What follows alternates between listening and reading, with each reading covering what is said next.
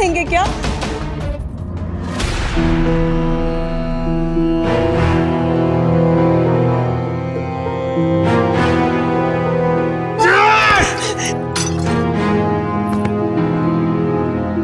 दारू की भट्टी से शराब पी के आया है ये। मुझे माफ कर दीजिए साईं, हमने इसे ऐसे संस्कार तो नहीं दिए थे। संस्कार की दुहाई देकर आप फिर शुरू मत हो जाइए बाबा। व्यापार करने के लिए व्यवहारिक होना पड़ता है, सख्त होना पड़ता है, तब जाकर व्यापार में लाभ अर्जित होता है। और आपने सुना नहीं है कि घोड़ा अगर घास से दोस्ती करेगा तो खाएगा क्या? और अगर आप में थोड़ी भी समझदारी होती ना बाबा, तो आज व्यापार वैसे का वैसा ना होता। आपकी दुनियादारी के चक्कर में हम कभी तरक्की नहीं कर पाए। खैर, ये सब बातें मैं आपसे क्यों कह रहा हूं?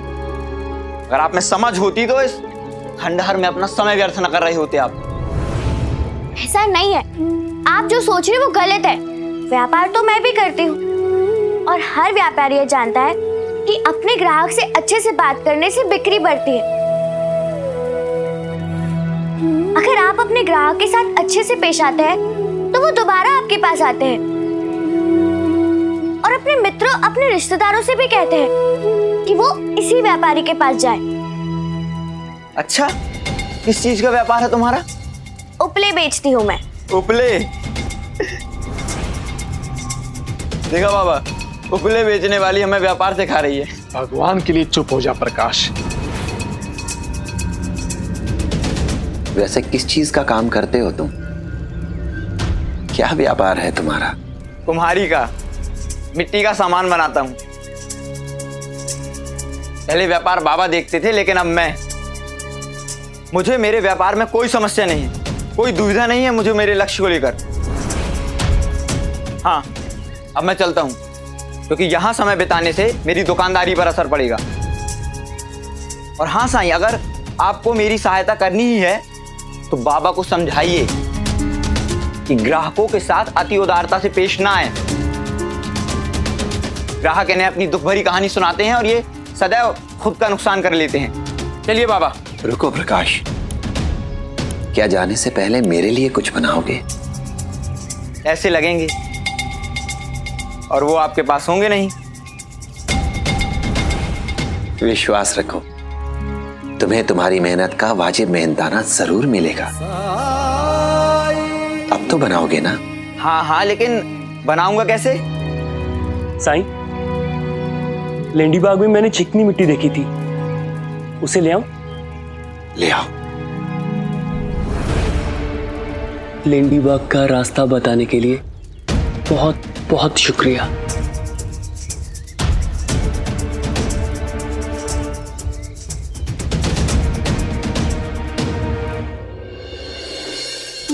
मामी जी, क्या आपने आई को देखा है कहीं पे?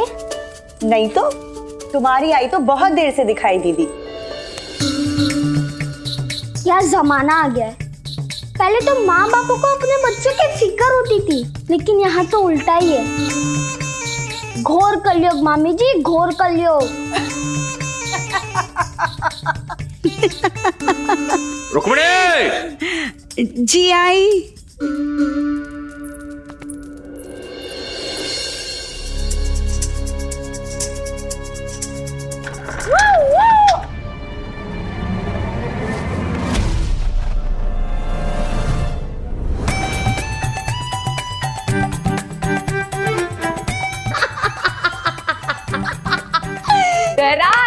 डरा दिया।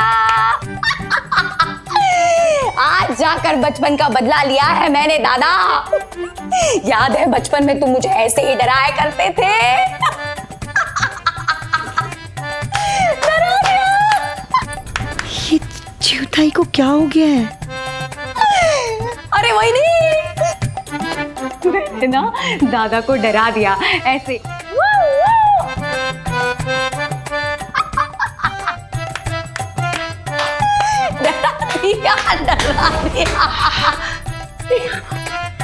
चिवताई, आप चलिए मेरे साथ, मैंने आपके लिए खाने में कुछ बनाया है, चलिए। कहाँ है कुत्ता? डंडा।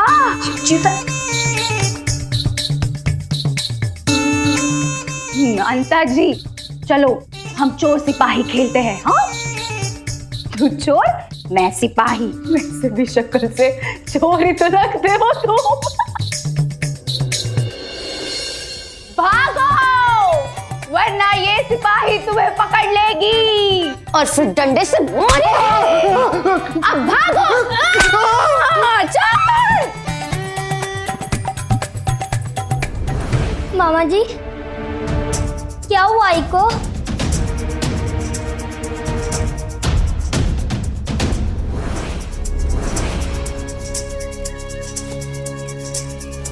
और कितना समय लगेगा मिट्टी लाने में? अगर और समय लगा तो अतिरिक्त पैसा लूंगा मैं। वैसे भी मैं किसी के दरवाजे पर जाकर काम नहीं करता। तुम बेफिक्र रहो, मैं वादा करता हूं तुमसे कि तुम यहां से अमीर आदमी बनकर जाओगे। राणो जी, आप तो हमें इसलिए लाए थे ताकि प्रकाश के गुस्सा करने की आदत को साईं खत्म कर दे।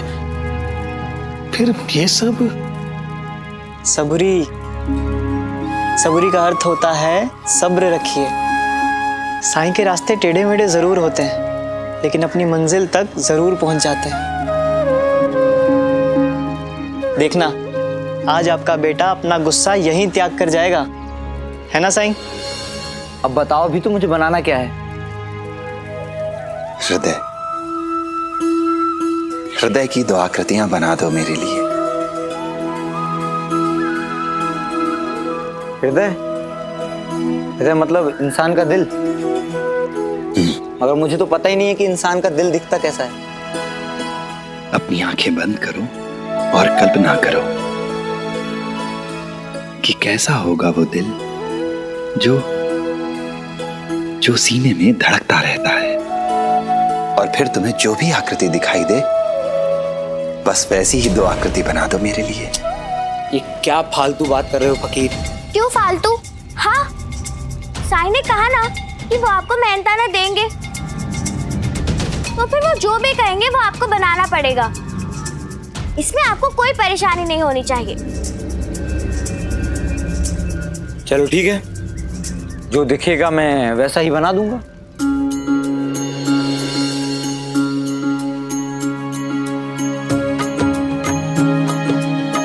मन में साई के क्या है कौन जान पाए। ओम साई, ओम साई, ओम साई, साई ओम साई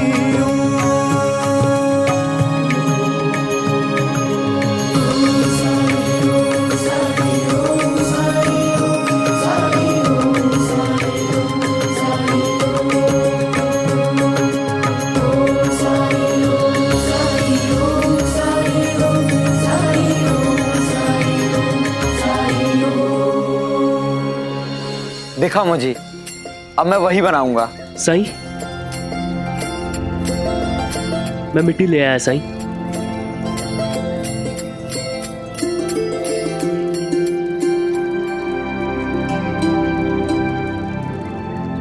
लेकिन आकृतियां बनाने के लिए तो भट्टी भी लगी।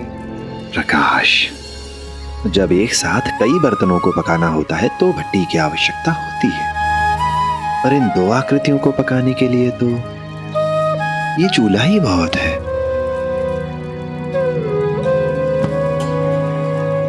मैं तैयार किए देता हूं साईं।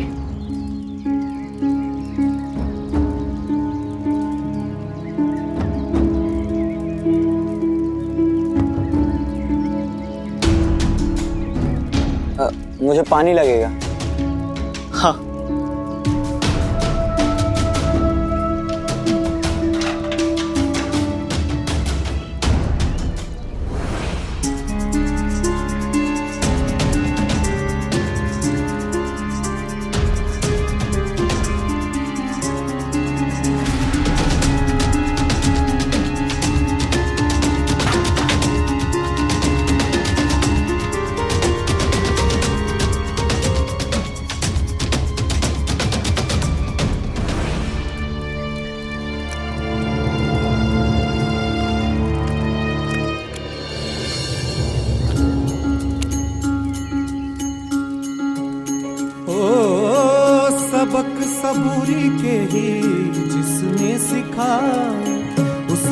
परीक्षा के ये पल में आज आए, बदरा बुराई के ये जितने भी छाए, साईं मेरे अच्छाई का जल बरसाए, कष्ट जो अपार साईं हंस के उठाए, मन में साईं के क्या है कौन जान पाए। ओम साईं ओम साईं ओम साईं साईं ओम साईं ओम।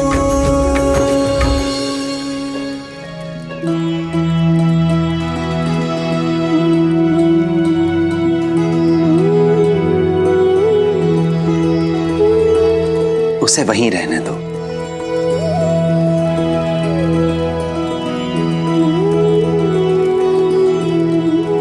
लेकिन बिना आग के पकेगा नहीं। कोई बात नहीं। अरे नहीं चिउता, क्या कर रहे हैं? पकड़ो चोर को पकड़ो। अरे क्या कर रहे हैं आप? पिताजी हम चोर हैं।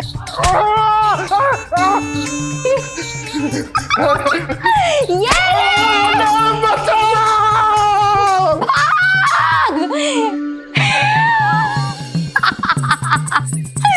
चोर को भगा दिया। चिउता आप अंदर चलिए। चोर को भगा दिया। तुमने देखा? चोर को चलिए चलिए चोर को भगा दिया। ये क्या चल रहा है क्यों? धीरे बोलो दादा, यहाँ कोई बहरा नहीं है। पता है तुम्हें किस चीज की जरूरत है? चंपी की। कहीं चिउताई ने केशव की शराब तो नहीं पी ली? क्योंकि तुम्हारी ये जो खोपड़ी है ना वो गर्म हो जाती है। तुम्हारी अच्छे से चंपी करूंगी ना तो तुम्हारी खोपड़ी ठंडी हो जाएगी और तुम्हारी ये गुस्सा होने वाली जो बीमारी है ना, बार बार गुस्सा करते रहते हो, वो ठीक हो जाएगी। तेल दो वहीनी। रुको मैं ही लेती हूँ। हटो। तेल कहाँ है? रुको।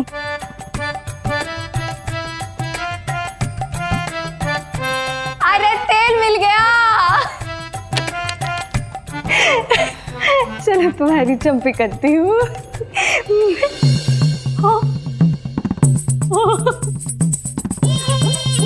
अरे तुम्हारी चंपी कैसे होगी? क्योंकि तुम तो गंज हो। मैं क्या कह रही थी? अरे क्या बकरी की तरह ने करती रहती है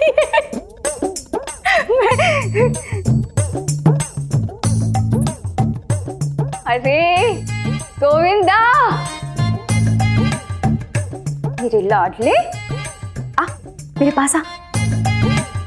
रुक जा, मैं आती हूँ तेरे पास।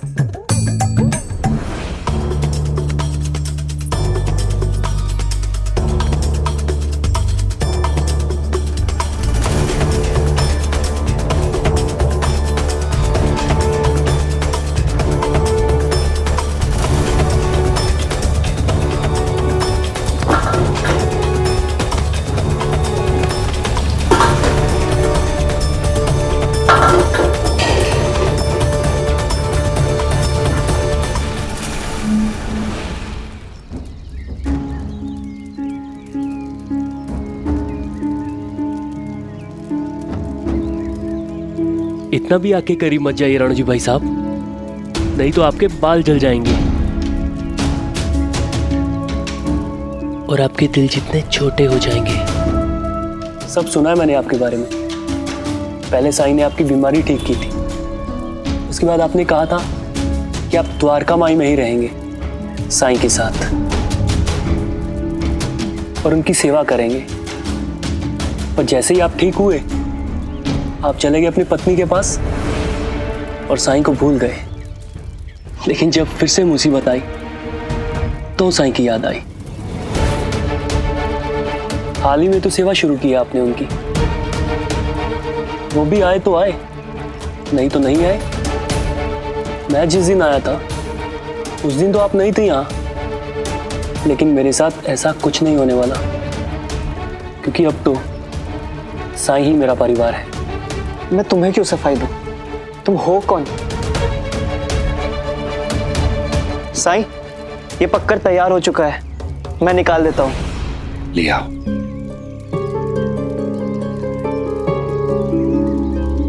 रहने दीजिए, मैं निकाल देता हूँ।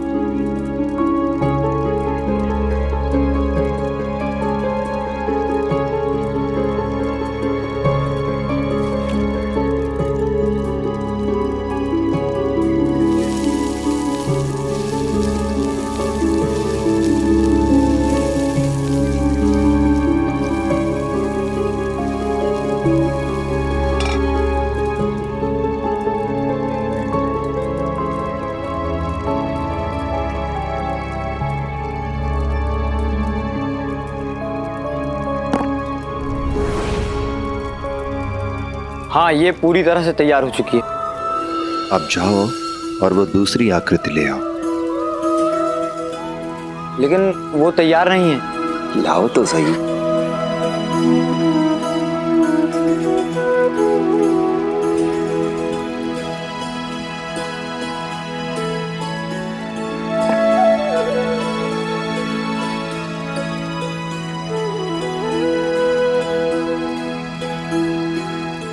देखा, ये सूखा नहीं है, लेकिन इसके भी पैसे लूंगा मैं। हाँ हाँ ठीक है, दे दूंगा पैसे। पर अभी एक आखिरी काम और है। अब क्या है? मुझे एक पत्थर चाहिए।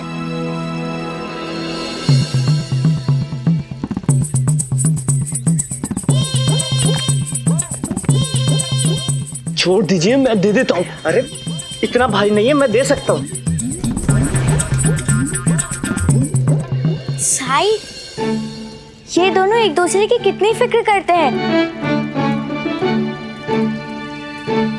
लेकिन इन दोनों के चक्कर में हम बैठे रह जाएंगे। साई, आप रुकिए, मैं पत्थर लेकर आती हूँ।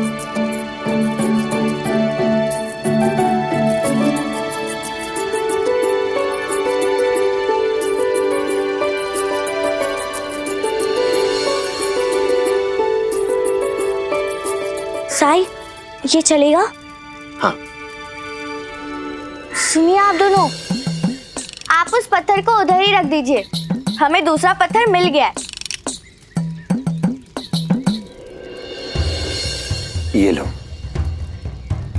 लो। मैं चाहता हूं कि तुम इस पत्थर से इन आकृतियों को तोड़ो।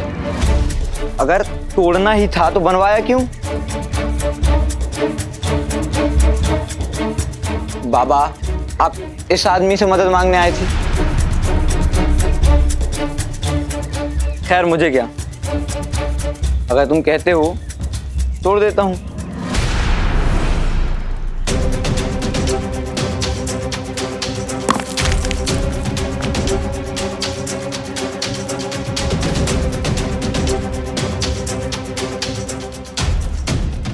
अब इसे भी।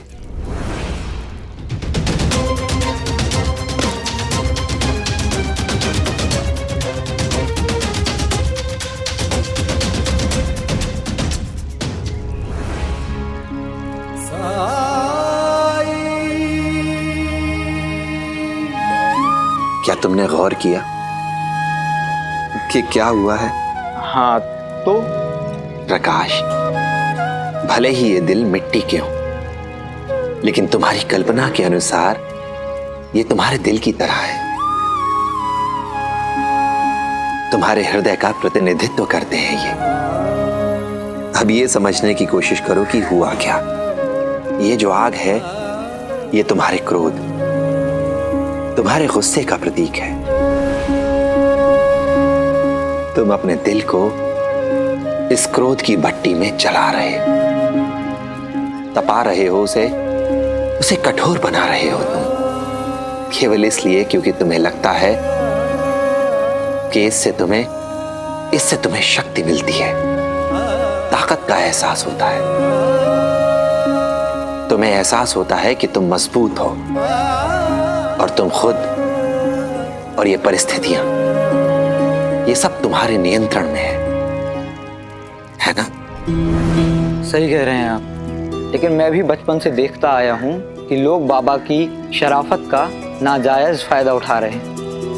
लोग इन्हें अपने दुख दर्द की झूठी कहानी सुनाकर हर सामान सस्ते में ले जाते हैं और बाबा को लग रहा था कि वो उनकी मदद कर रहे हैं। बाबा की इसी दरिया दिली की वजह से कभी उनके पास पर्याप्त धन नहीं हुआ। एक दो बार मेरे साथ भी ऐसा ही हुआ। तब मुझे समझ आया कि ये दुनिया नेक और शरीफ लोगों का शोषण करती है, उनसे मीठी मीठी बातें करके अपना मतलब साधती है। मैं तुम्हारी बात से सहमत हूं, लेकिन इसका अर्थ ये तो नहीं कि तुम खुद को जलाते रहो। व्यवहारिक होना अच्छी बात है, बहुत अच्छी बात है, लेकिन खुद को नुकसान पहुंचाकर व्यवहारिक होना अच्छा नहीं है। तुमने देखा कि क्या हुआ? जो हृदय तपा, जला, कठोर हो गया, वो एक आघात भी सह नहीं पाया, टूट गया, टूटकर बिखर गया वो। अगर ऐसा ही कोई वार तुम पर हुआ तो तुम उसे सह नहीं पाओगे।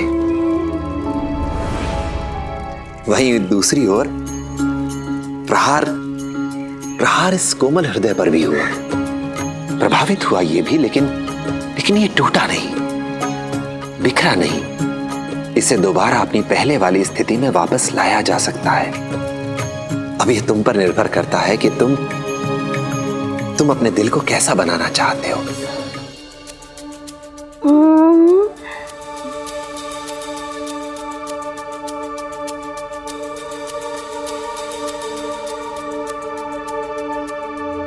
जो दादा,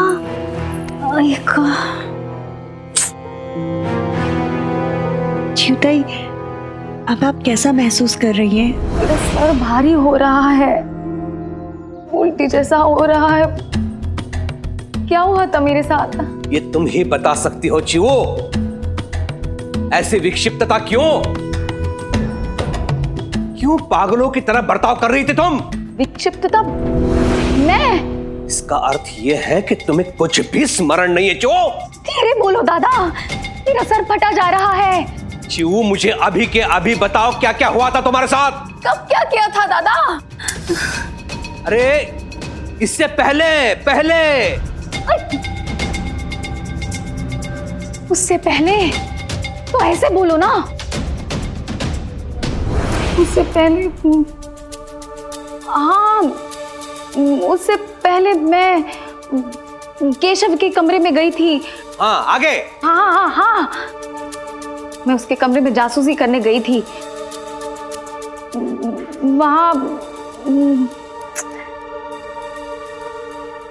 वहाँ पे वो भजिए रखे हुए थे और मुझे भूख लगी थी तो मैंने खा लिए।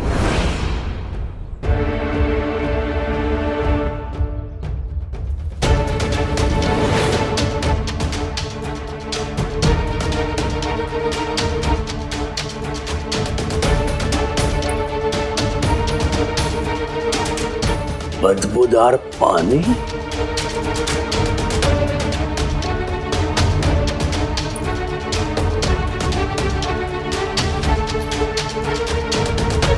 हे भगवान, इस बात का ही डर था मुझे।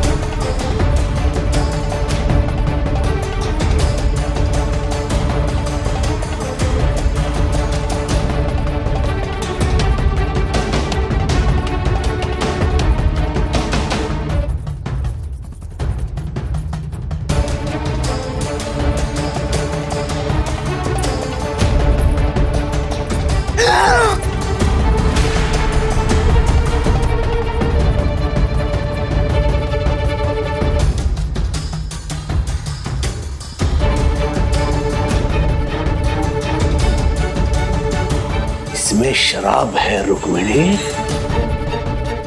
शराब। तुम्हें पता था ना?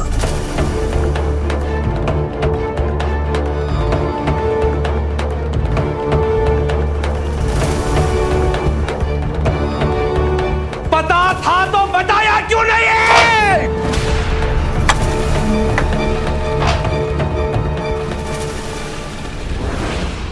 अब ये तुम पर निर्भर करता है कि तुम अपने दिल को कैसा बनाना चाहते हो। और ये बात सिर्फ गुस्सा करने वालों पर लागू नहीं होती। ये आग प्रतिनिधित्व करती है हर बुरी इच्छा का, हर बुरी भावना का, जो कि इंसान के दिल को कठोर बना देती है, संवेदनहीन बना देती है। फिर चाहे वो नफरत हो, ईर्ष्या हो, या खुद को एक दूसरे से बेहतर साबित करने की प्रतिस्पर्धा।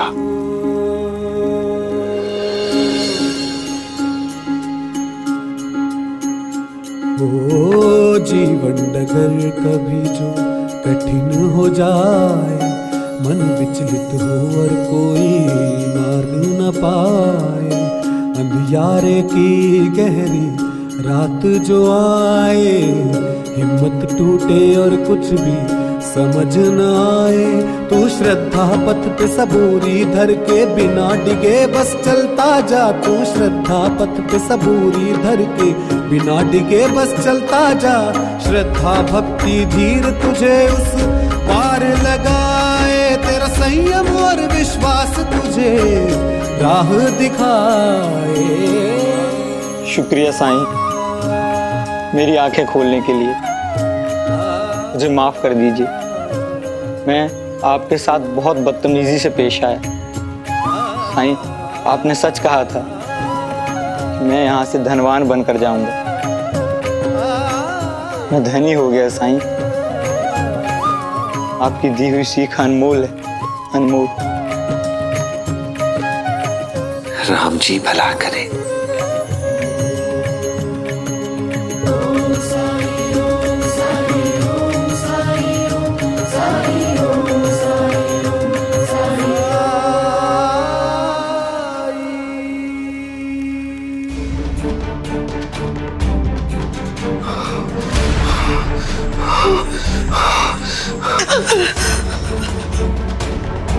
केशव कहाँ है? मैं यहाँ हूँ।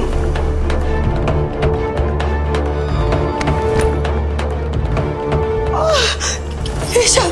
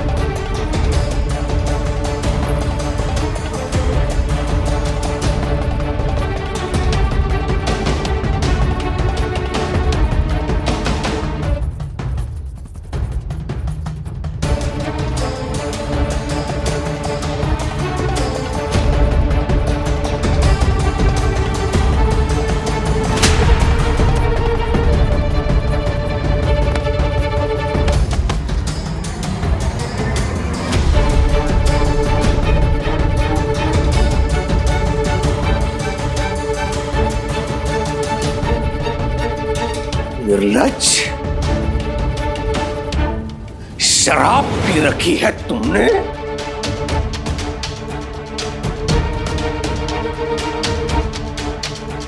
इतना दुस्साहस?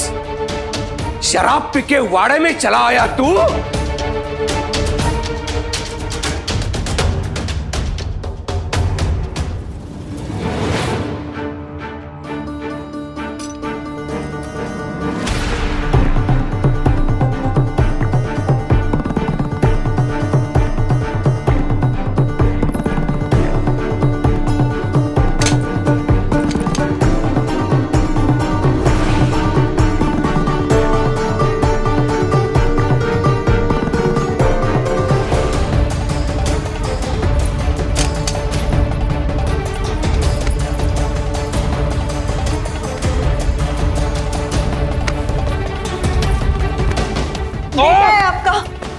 देंगे क्या?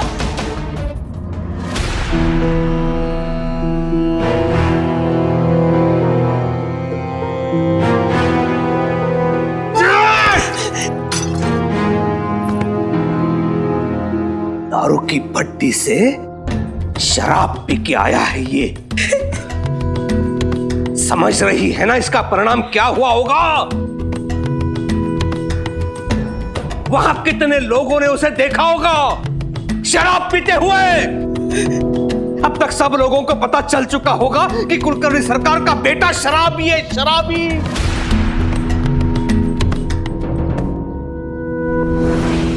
यहां कुलकर्णी सरकार ने अपने बेटे के लिए बड़ी बड़ी योजनाएं बना कर रखी है, उसे बैरिस्टर बनाना चाहते हैं।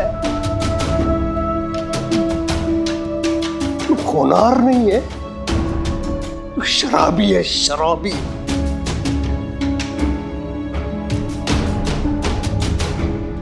बातों को समझ रही है तू? गलती हो गई है केशव से, उसे सजा देनी है तो उससे पहले उसे समझाइए, उससे बात तो कीजिए। हाँ, मैं बात करूंगा इससे, इसे समझाऊंगा मैं। हट जा। क्या कर रहे हैं आप?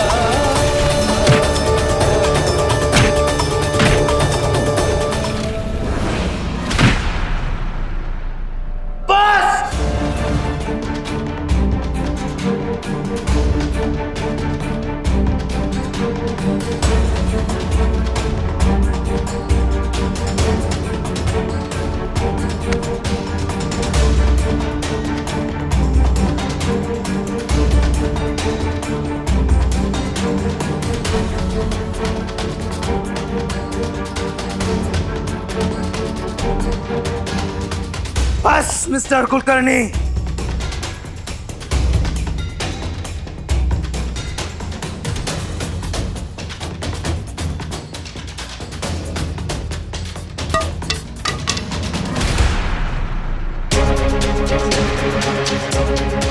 आज हुआ सो हुआ, लेकिन आगे से आप मुझे हाथ लगाने की कोशिश भी मत कीजिएगा। बच्चा नहीं हूं मैं।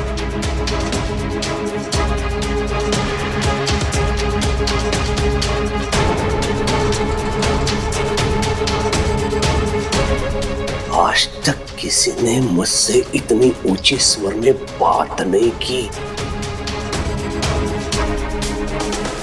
और तुम मुझे आंखें दिखा रहा है, अंग्रेजी झाड़ रहा है मुझ पर,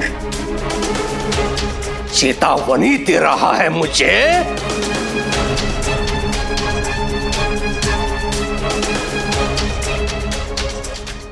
आपको आपकी दुनिया मुबारक। मैं चला यहां से।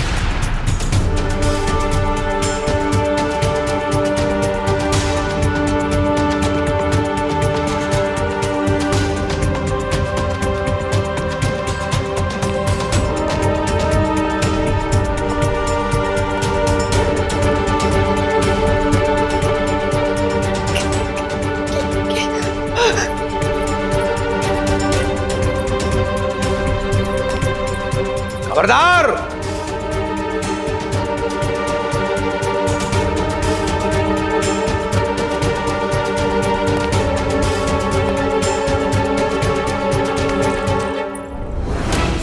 खबरदार जो उसे रोकने की कोशिश की। ऐसे अधर्मी कपूत के लिए ना ही मेरे घर में जगह है, ना ही हृदय में।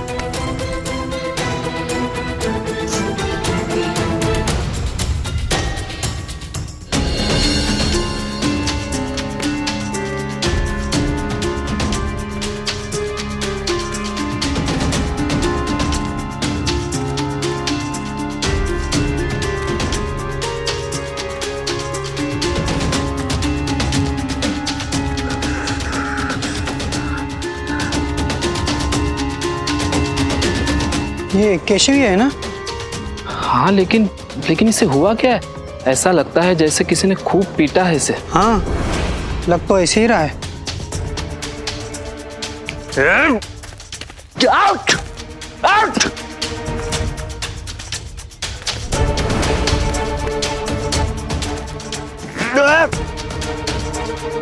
नहीं क्या?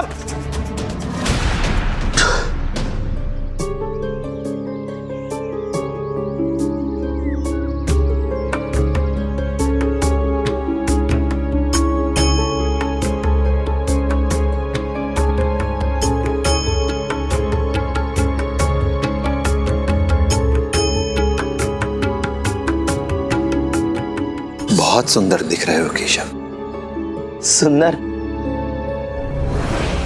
कोई भी मुझे देखकर कह सकता है कि मुझे पीटा गया है। अब आपको थोड़ी सी भी तकलीफ नहीं हो रही? या फिर आपकी सहानुभूति केवल आपके भक्तों के लिए है? केवल उनके लिए ही आकर्षित होती है जो आपसे सहमत होते हैं। ऐ लड़के, जुबान संभाल के बात कर, नहीं तो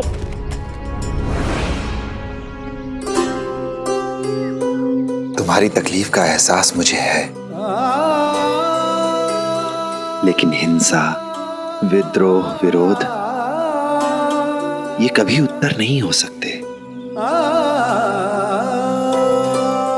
तुम्हारी चोट में मुझे तुम्हारे पिता की चिंता दिख रही है। सही मार्ग पर लाने का प्रयास किया है उन्होंने तुम्हें, और अगर इससे तुम सही मार्ग पर आ गए तो ये उनके दिए उपहारों में तुम्हारे लिए सबसे ज्यादा मूल्यवान होगा। सबसे मूल्यवान। वाह, सही में कुलकर्णी सरकार आपको पाखंडी कहते हैं। पाखंडी। पूरी शिरडी जानती है कि आपका और कुलकर्णी सरकार का 36 का आंकड़ा है। और अब वही कुलकर्णी सरकार मुझे मारने के बाद वो एक अच्छे पिता बन गए। जब मैं छोटा था तब आपकी चिकनी चुपड़ी बातों में आ जाया करता था, लेकिन अब मैं बच्चा नहीं रहा हूं। मुझ में अक्ल आ गई है, परखने का ज्ञान आ गया है, और मैं जान गया हूं कि आपके हंसते हुए चेहरे के पीछे क्या राज है। और यह भी जान गया हूं कि आपकी चिंता केवल व्यर्थ की है, केवल ठकोसला। और आपके शब्द उतने ही खोखले और अर्थहीन हैं।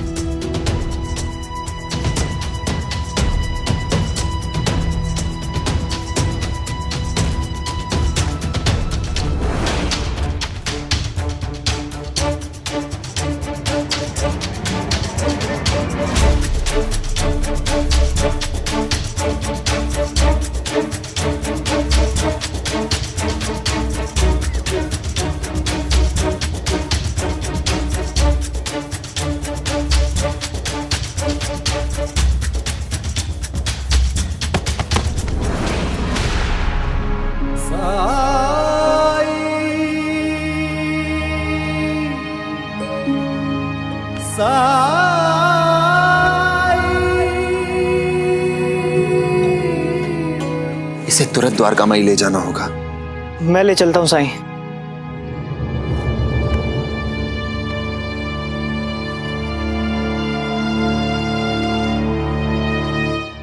राणा जी भाई साहब, ये आपके बस का काम नहीं है, पहलवानों का काम है। देखिए और सीखिए कि साईं की इच्छा कैसे पूरी की जाती है।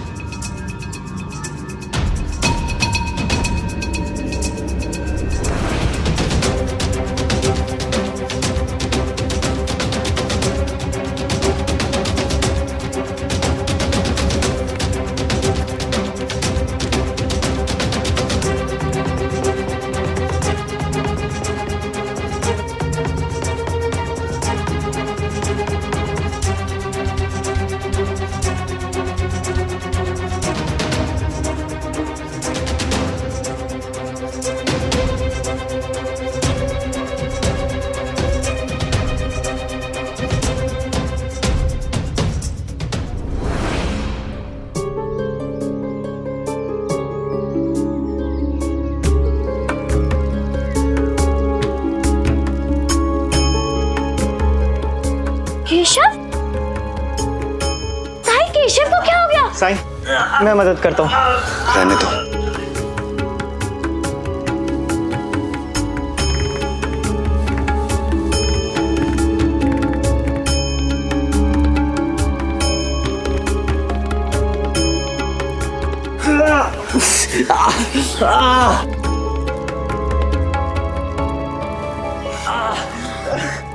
साईं, केशव को क्या हुआ? केशव, क्या हुआ तुम्हें? केशव, केशव क्या तकलीफ है, बता मुझे।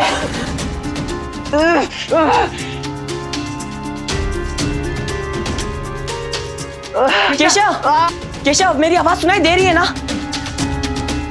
केशव। साईं, केशव ठीक तो हो जाएगा ना?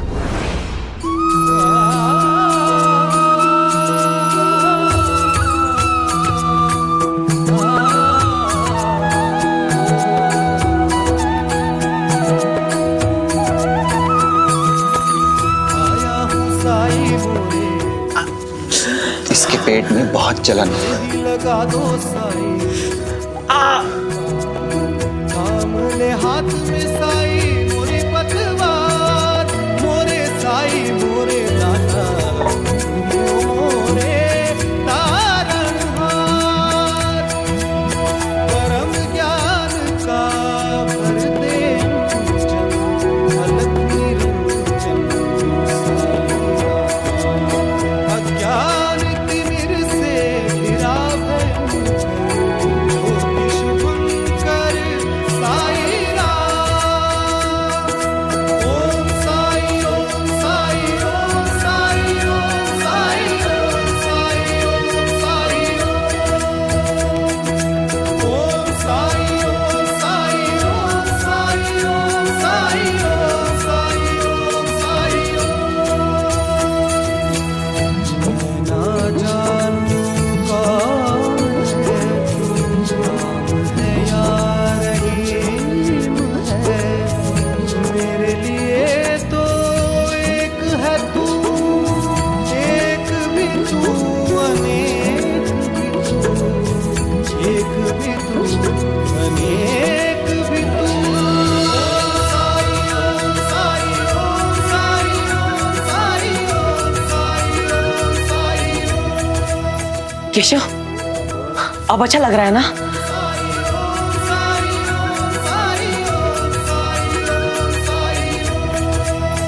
क्या कह रहे थे तुम राणो जी? कोई मदद चाहिए? जी साईं। जाओ, तुम्हारी पत्नी कावेरी बाहर खड़ी है, बात करो उससे।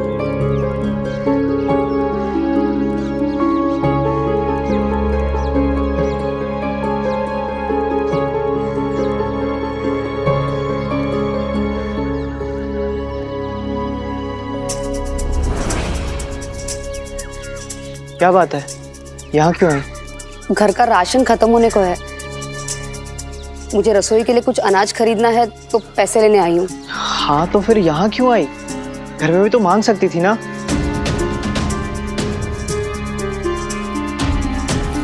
ये लो।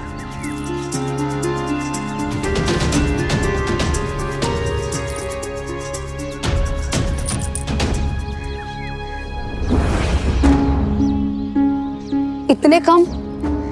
सेठ जी ने तो काफी ज्यादा दिए थे। मेरे पास जितने थे मैंने दे दिए, बाकी खर्च हो गए। खर्च हो गए? कहाँ? ना आप घर का राशन लाए, ना कंबल बनाने का कोई सामान, तो फिर खर्च कैसे हो गए? बोला ना खर्च हो गए। लगता है वो चावल इसी पैसे से लेकर आए थे। यहाँ बड़ा घमंड दिखा रहे थे पैसों का, और घर में खाने को अनाज नहीं।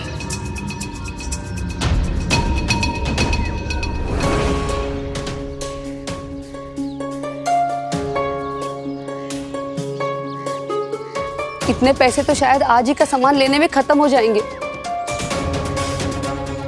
फिर कैसे चलेगा? आप तो बहुत दिनों से बाजार भी नहीं जा रहे हैं। सेठ जी आपको और कंबल बनाने का आदेश देने वाले थे।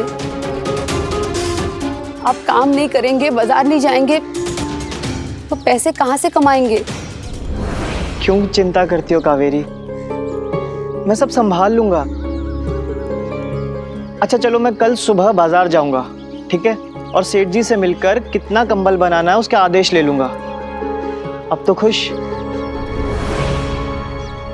चलो अच्छा है, कम से कम इसी बहाने कल ये द्वार कमाई से तो दूर रहेंगे।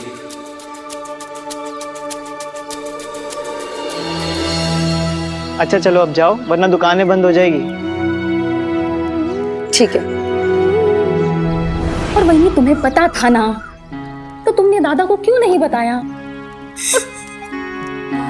और मुझे बता देती तो वो गंदी चीज मैं भी नहीं पीती। खैर अभी छोड़ो, तुम शांत हो जाओ। मुझे लगा कि पैसे रोक लोगे।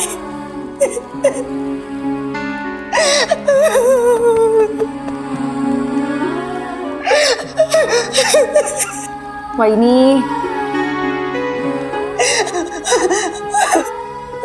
खैर शांत हो जाओ, शांत हो जाओ वहीनी। मैं दादा से बात करती हूँ। हाँ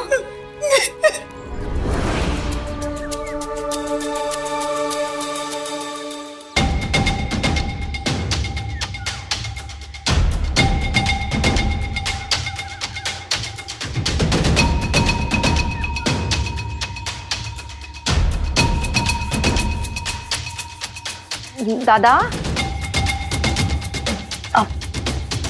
दादा वो केशव। नहीं चिऊ, अगर तुम ये चाहती हो कि मैं केशव को घर लेकर आऊं तो ये संभव नहीं है। उसे अपने गलती का, अपने भूल का एहसास होना चाहिए, पछतावा होना चाहिए।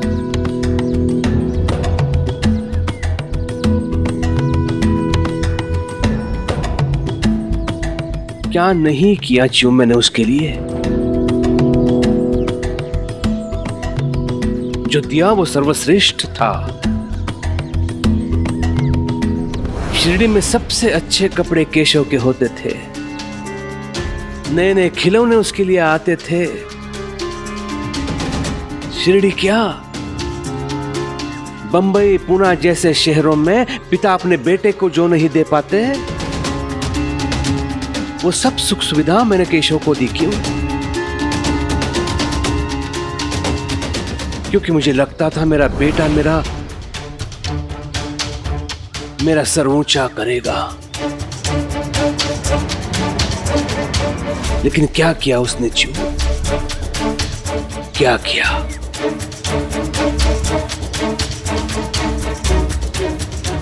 लेकिन दादा, एक शब्द नहीं,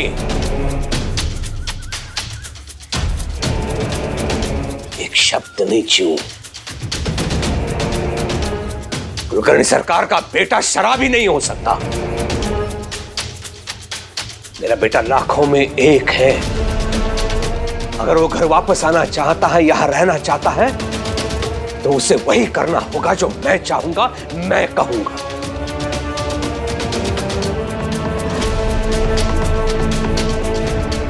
बहुत हो गया, रहने दो बाहर।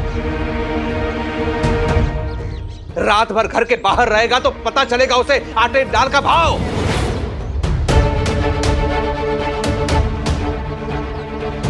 समझ में आएगा उसके, जो उसे ऐश्वर्य मिल रहा था वो उसके पिता ने उसे दिया हुआ था। फिर आएगा चलकर वापस अपने घर।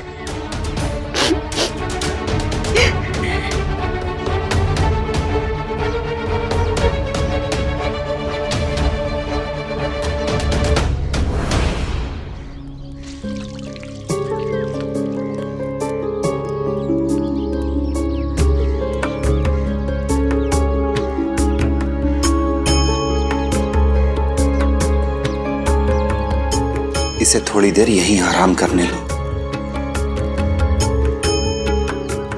साई, ये इतना बीमार कैसे हो गया? अरे बीमार तो होना ही था। अगर इतनी शराब पिएगा तो और क्या होगा? हाँ? तो रात में मैंने इसे नशे की हालत में धुत देखा था। रास्ते में खड़ा खड़ा बड़बड़ा रहा था और इसकी माँ इसे ढूंढते ढूंढते वहां आई। ये तो चलने की हालत में भी नहीं था। इसकी माँ ने मुझे कहा इसे घर पहुंचाने के लिए, तो मैंने इसे घर पहुंचाया।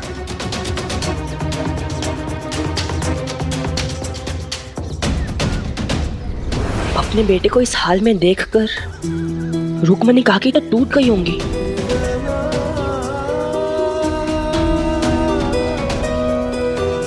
साई, तुम सही थे। अगर हम केशव के दोस्त थे तो हमें उसका साथ कभी नहीं छोड़ना चाहिए था। अगर हमारी दोस्ती सही थी तो मैं उसका साथ कभी नहीं छोड़ती। मैं समझ जाती कि केशव हमारे साथ ऐसे बर्ताव क्यों कर रहा है, क्योंकि उसे शराब की लत लग गई है। हमें पता भी कैसे चलता जिप्री? राह चलते 2-4 बार मुलाकात हुई होगी इससे। एक बार तो जमीन पर गिरा पड़ा था। मैं इसे घर तक छोड़कर आया। अब मेरी समझ में आ गया है कि शायद उस दिन भी ये नशे में था। जी तो ये समझ में नहीं आ रहा कि कोई इतना कैसे भटक सकता है, और वो भी केशव जैसा लड़का जो बचपन में इतना सीधा साधा था। केशव को तो जीवन में कोई दुख, कोई परेशानी नहीं थी। हाँ जिप्री, तुम एकदम सच कह रही हो। गांव भर में केशव के पास ही सब कुछ था और सबसे अच्छा था। फिर पता नहीं कैसे गलत रास्ते पर भटक गया। साई, अब हम केशव का क्या करें?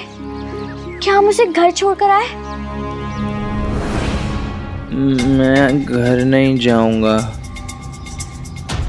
मैं घर नहीं जाऊंगा। नहीं जाना है मुझे घर। साई, अगर ऐसा है तो इसे मैं अपने घर ले जाऊं? हाँ।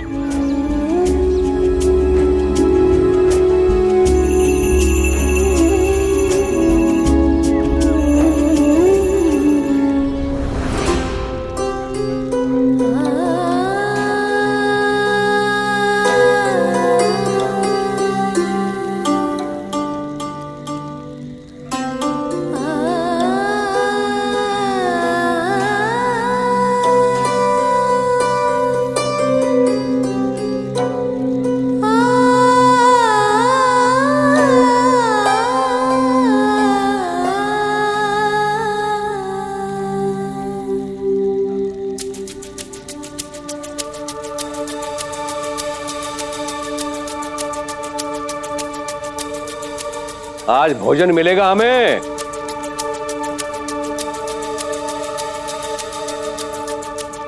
जी सरकार, सरकार, केशव का पता चल गया सरकार। कहाँ पड़ा मिला वो? पड़ा हुआ नहीं सरकार, वो तो पाटिल के घर पे है। वहां क्या कर रहा है वो? वो पाटिल का बेटा है ना तात्या, वो उसे अपने साथ ले गया। हरिओम हरिओम। एक तो शराब पी ली, ऊपर से उस पाटिल के घर चला गया। अब उसे भी पता चल जाएगा कि कुलकर्णी सरकार का बेटा शराबी है। प्रतीत होता है मेरे मान सम्मान की धज्जियां उड़ाने के लिए इसे पाल पोस के बड़ा किया है मैंने।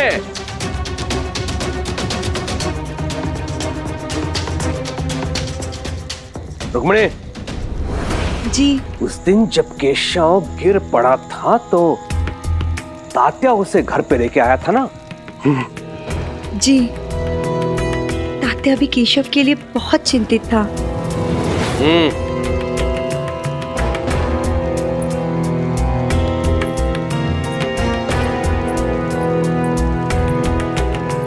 हरिओम। आजकल तात्या और केशव बहुत साथ रहने लगे हैं। जरूर कोई गड़बड़ है।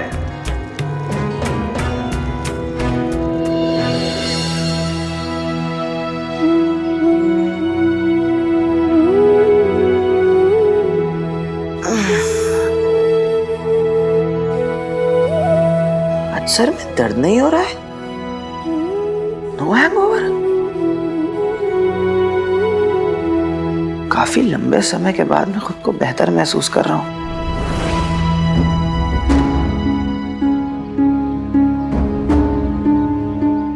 लेकिन मैं हूं कहां?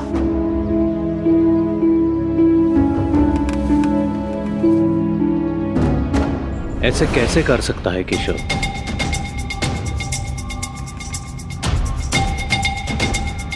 मुझे तो विश्वास ही नहीं हो रहा है कि केशव शराब पीता है। प्रणाम साई। प्रणाम साई। राम जी भला करें। तुम्हारा दोस्त अब कैसा है? अब तक जागा नहीं। उसे देखकर तो लग रहा है कि कल से बेहतर है। आपको बताने आने ही वाला था मैं। साई, ये आपने अच्छा किया कि केशव को तात्या के साथ यहां भेज दिया। अपने दोस्त के साथ रहेगा, अकेला महसूस नहीं करेगा। मुझे तो तात्या की चिंता हो रही है। तू तो जानता है कुलकर्णी को, बात बात पे गुस्सा आता है उसे। वैसे भी वो तुम पे चिढ़ा रहता है, मौका ढूंढता है कब सजा दे तुझे। अगर उसे पता चल गया ना तो हमारे ऊपर कोई ना कोई मुसीबत तो आएगी। उल्टी खोपड़ी का है वो, ये नहीं सोचेगा कि हम केशव की मदद कर रहे हैं। वो ये सोचेगा कि हम केशव को बिगाड़ रहे हैं, उसके विरुद्ध भड़का रहे हैं। पर आई, किसी के डर से किसी की मदद करना हम छोड़ तो नहीं सकते ना। और ऐसे समय में अगर दोस्त उसका साथ नहीं देंगे फिर और कौन देगा? वो सब मुझे नहीं पता। इससे पहले कि हम पे कोई मुसीबत आए, जितनी जल्दी हो सके केशव को उसके घर पे छोड़ दो।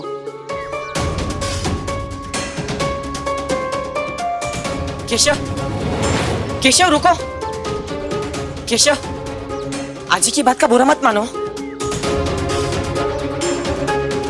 कम से कम नाश्ता तो करके जाओ। केशव, केशव। आई, आपको केशव को ऐसा नहीं कहना चाहिए था। देखिए चला गया ना वो। जाता है तो जाए, मैं हमेशा किसी और के बेटे से पहले अपने तात्या की चिंता करूंगी। आजी, मुझ पर कैसे कोई मुसीबत आएगी?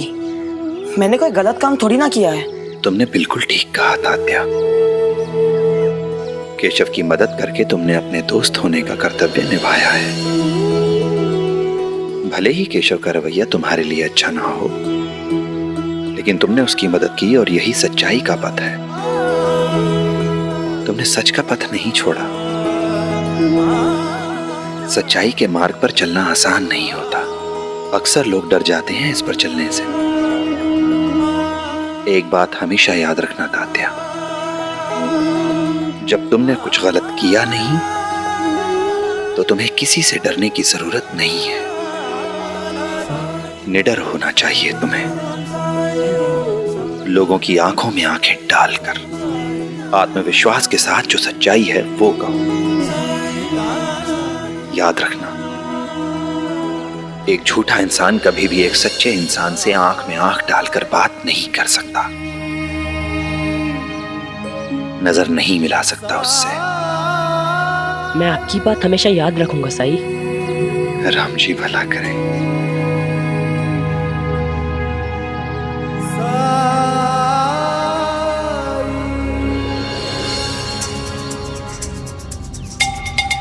मैं क्या कह रही हूँ दादा, तुम जरा शांति से सोचो।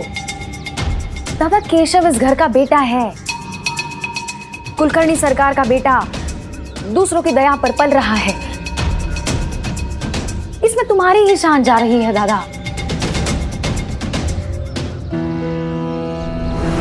उसने तो पहले ही मान सम्मान की धज्जियां उड़ा दी हैं। अब रह क्या गया है च्यों?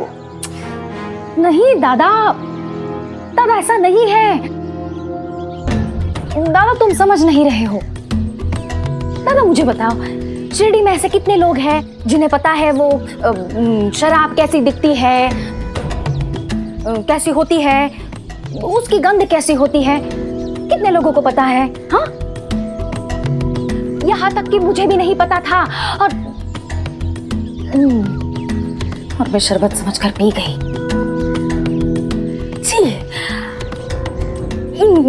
खैर जाने दो। दादा मुझे बताओ, अगर किसी ने केशव को नशे में देख भी लिया तो किसे पता चलेगा? हमें भी तो यही लगा था ना कि केशव बीमार है, लगा था या नहीं? मगर अगर दादा तुम उसे ऐसे छोड़ दोगे, घर से निकाल दोगे, तो जरूर पता चलेगा लोगों को। सोच लो दादा, खबर बनने से पहले तुम खबर को दबा सकते हो। मुझे तो लगता है तुमने केशव को जाकर वापस लेकर आना चाहिए।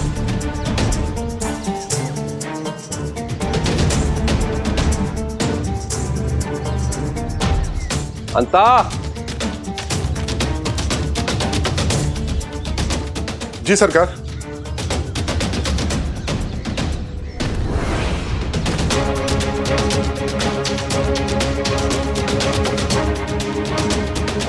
दादा केशव,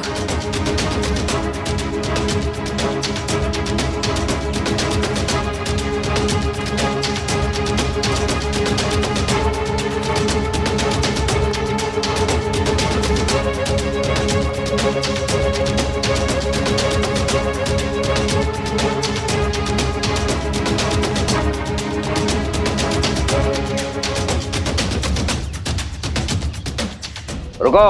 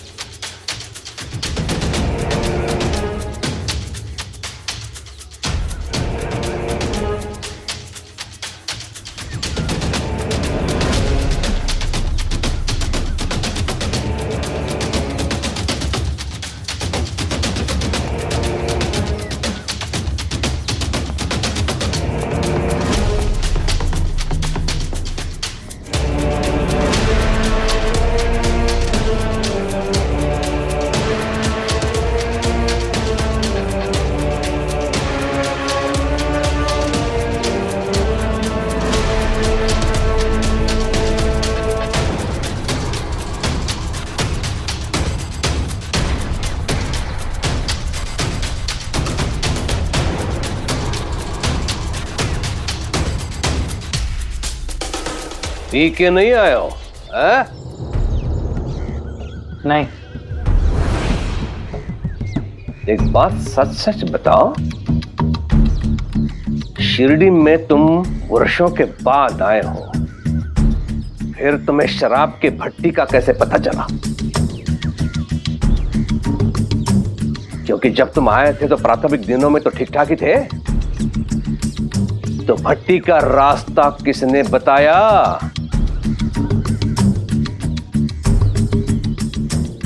कौन लेके गया तुम्हें वहां पे? उत्तर दो।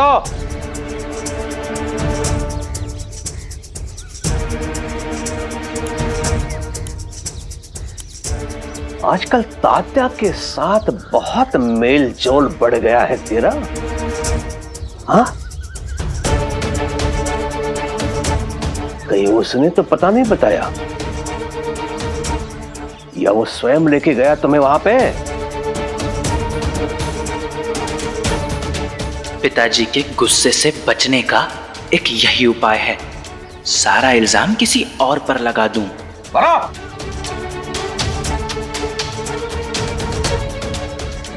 जी पिताजी, तात्या ने ही दिखाया था।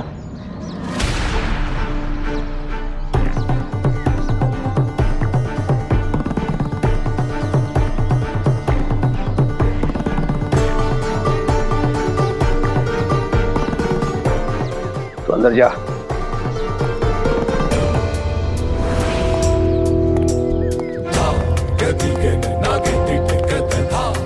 हरिओम हरिओम।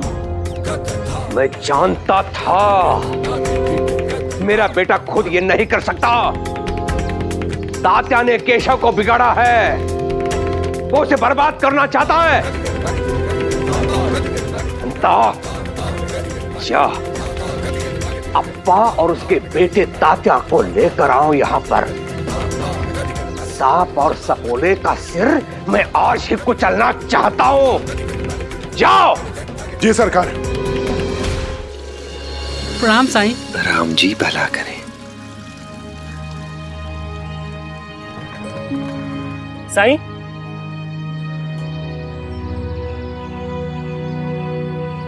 कहाँ चले गए थे सुबह सुबह आप? केशव को देखने गया था। अब ठीक है? हाँ, पहले से बेहतर है, लेकिन नशे की लत लग गई है उसे। इक्का दुक्का लोग ही छूट पाते हैं नशे की गिरफ्त से। बहुत मुश्किल है। मुश्किल है लेकिन नामुमकिन नहीं। जरूरत है तो बस दृढ़ इच्छा शक्ति की।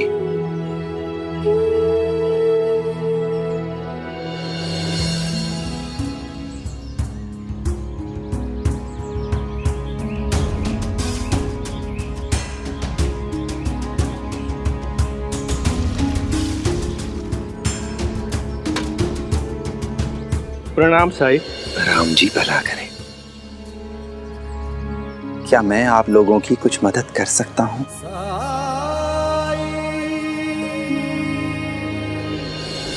चाहे जितना भी इंतजार करना पड़े, सेठ जी से बात करने के बाद ही आइएगा। अगर वो हमें माल बनाने के लिए कह दे तो हमारे हालात सुधर जाएंगे। तुम बेफिक्र रहो कावेरी, सेठ जी हर हाल में आज काम मुझे ही देंगे। मैं साथ चलूं? बाजार से कुछ सामान भी खरीद लूंगी और हमें ऊन की भी जरूरत होगी ना। नहीं नहीं, तुम यही रहो, मैं जरूरत का सारा सामान लेते आऊंगा। ठीक है? ठीक है। बाजार से जल्दी काम निपटाकर साईं के पास चला जाऊंगा। उम्मीद है कि अब्दुल अपने काम में व्यस्त रहेगा तो मुझे साईं की सेवा करने का कुछ समय मिलेगा। अब हमारी उम्र हो चुकी है।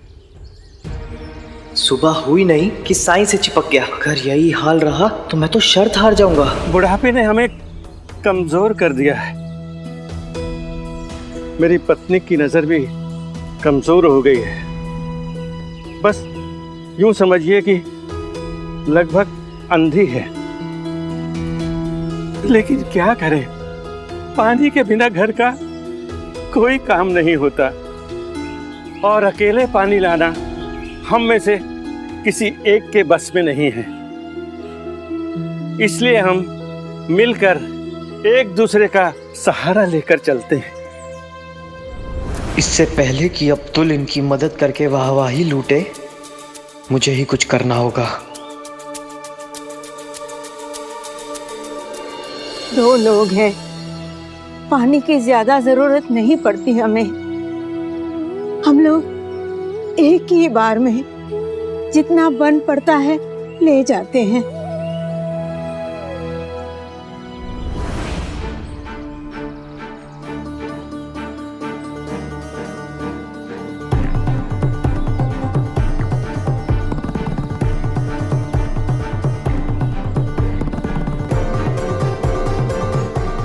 लाइए, मैं कर देता हूँ। माँ जी, मेरे हो तो आप लोग क्यों बोझा उठाएंगे? लाइए बाबा, मुझे दीजिए बर्तन। लाइए माँ जी, लाइए। अरे बेटा, तुम अकेले इतने सारे? अरे माँ जी चिंता मत कीजिए, मैं इनमें पानी भर के आपके घर तक पहुंचा दूंगा। साईं, मैं इनकी सेवा कर सकता हूँ ना?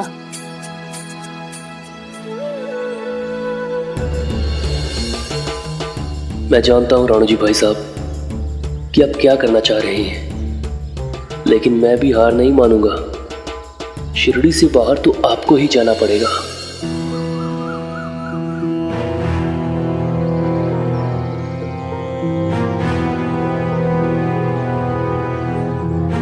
ये गलत है। हम कब से इंतजार कर रहे हैं। ये सिर्फ हमारा समय बर्बाद कर रहे हैं और कुछ नहीं। सब्र रखो तात्या, यहाँ ऐसे ही होता है।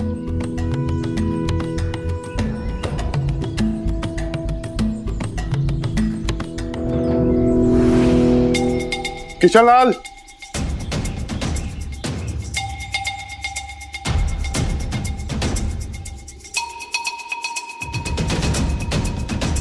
सरकार कृपा करके थोड़ा सा वक्त दे दीजिए, आजकल पैसों की तंगी चल रही है। तुम्हारा बेटा बड़ा हो गया है, वो भी तुम्हारी मदद करता होगा। वो क्या मदद करेगा इसकी, वो तो खुद इसके ऊपर बोझ बना हुआ है। सुना है इसका बेटा गलत संगत में पड़ के जुआ खेलने लग गया है। उधर बेटा जुए में पैसा उड़ा रहा है और इधर बाप कर्जा चुकाने से भी मना कर रहा है। जुआ खेलने के लिए तेरे बेटे के पास पैसे हैं, लेकिन ब्याज का भुगतान चुकाने के लिए नहीं। चुका तो दूं, लेकिन क्या करूं, वो सारा पैसे चुरा लेता है। ऐसे बेटे को तो मार मार के घर से बाहर निकाल देना चाहिए।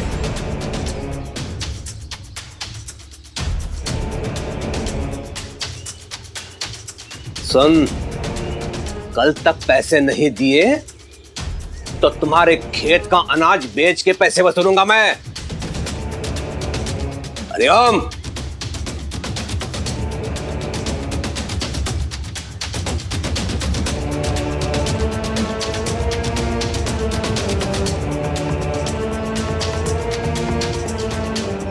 पाटिल और उसके बेटे को अंदर भेज और तू जा। जी सरकार। पाटिल जी, आपको और तात्या को सरकार ने अंदर बुलाया है।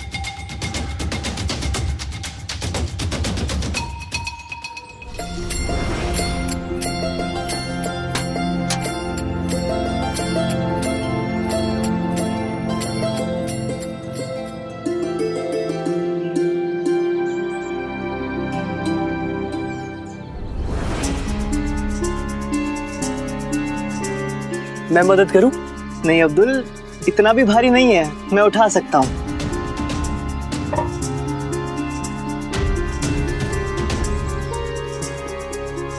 मदद तो मैं तुम्हारी करूंगा अब्दुल, शिरडी से बाहर जाने में।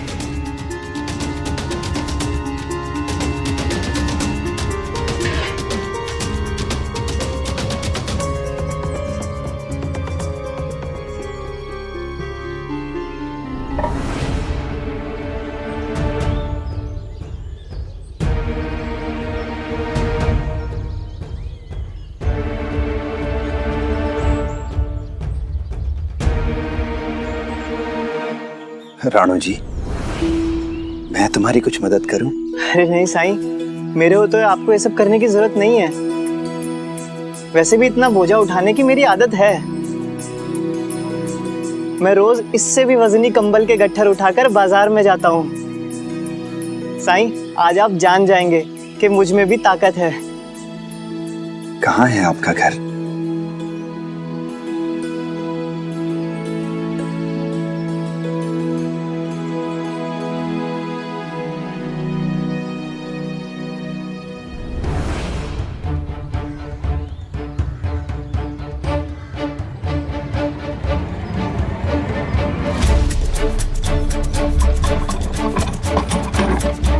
साईं रुकिए, इन्हें इस पे बिठा देते हैं।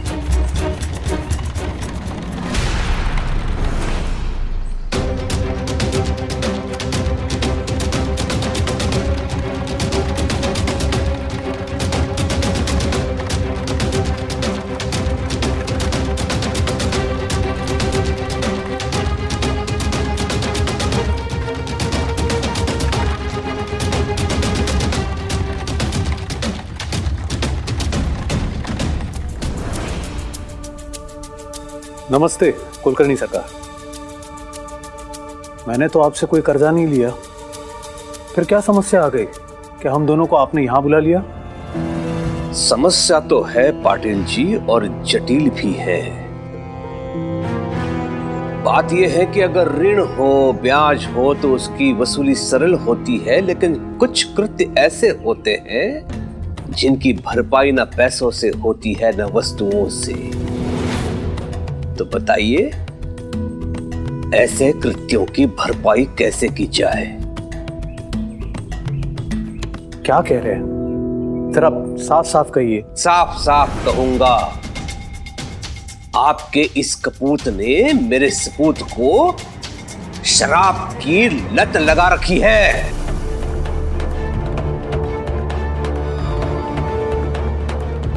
मैं ऐसा क्यों करने लगा? मैंने तो आज तक शराब को हाथ भी नहीं लगाया है। अच्छा, तो तू सच कह रहा है और मेरा बेटा झूठ?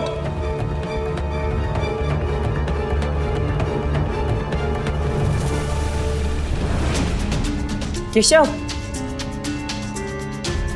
केशव नीचे आओ और अपने पिताजी को बताओ कि मैं तुम्हारी मदद कर रहा था। यहाँ मुझ पर आरोप लगाए जा रहे हैं। हाँ बताएगा वो बताएगा, सच बताएगा। केशव नीचे आ जाओ।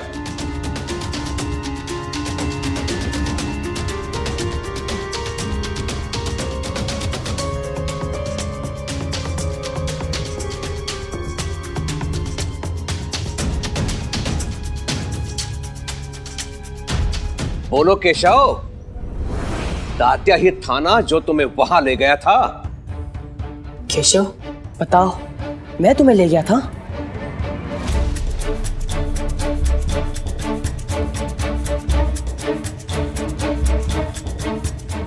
हाँ।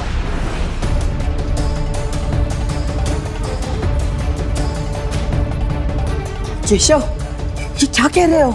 मैं सच ही तो बोल रहा हूँ। क्या तुम मुझे अपने साथ नहीं लेकर गए थे? भट्टी कहाँ है ये तुमने मुझे नहीं बताया। हाँ लेकिन मैं बस!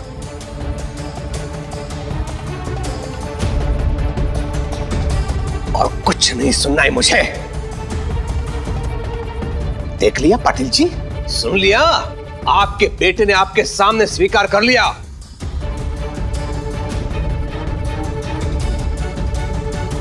तात्या ने आज तक उस शराब की भट्टी पर कदम भी नहीं रखा। शराब को छूने की बात तो दूर की है। अच्छा, इसका अर्थ यह है कि तात्या ने मेरे बेटे को बिगाड़ने के लिए यह सब किया। क्यों? तात्या सच सच बता, ये सब करने के लिए तुम्हारे पिताजी ने तो नहीं कहा तुमसे? बोलो। बाबा तो शिरडी में थे भी नहीं, और वो ऐसे इंसान है जो सपने में भी किसी के बारे में बुरा नहीं सोच सकते। और रही बात केशव को बिगाड़ने की, तो मैं इसे शराब की भट्टी पर नहीं ले गया था। हाँ, नगर जाते समय मैंने इसे जरूर बताया था कि उस छोटे वाले रास्ते से शिरडी का कोई भी इंसान नहीं आता जाता, क्योंकि उधर शराब की भट्टी है।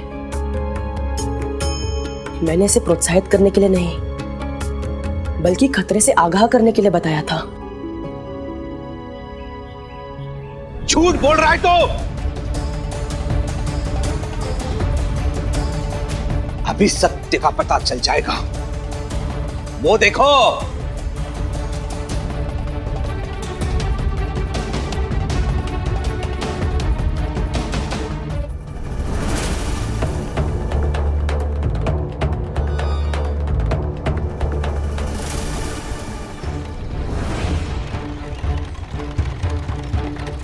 रुको।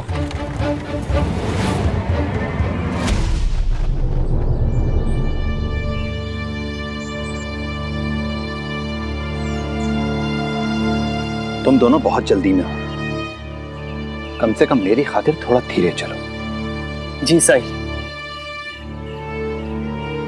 जरूर साईं।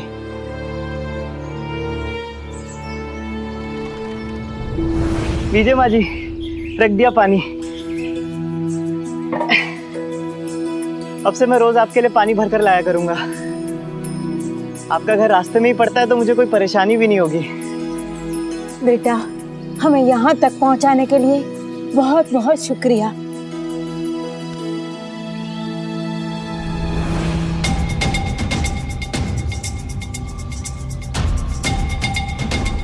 सरकार, आपने मुझे बुलाया, मुझसे कुछ गलती हो गई क्या? हरिओम, चिंता करने की कोई आवश्यकता नहीं है। तुम्हें केवल सच बताना है।